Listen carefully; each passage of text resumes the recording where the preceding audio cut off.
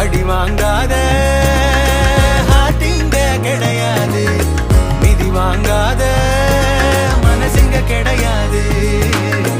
எது கிடைக்கும்னு மைண்டுக்கு தெரியாது, சுமாரா இருக்கும் பசங்க வலிதான் புரியாது.